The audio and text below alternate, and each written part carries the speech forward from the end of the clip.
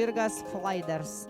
Burtniekų Zirgautstava jojimo klubą žirgyną, didžiulį veislyną atstovaujantis šis duetas. Na, o žirgas yra 5 metų Latvijos jojamųjų veislės žirgas, užaugintas Latvijoje nuo Eržilo Furiozo.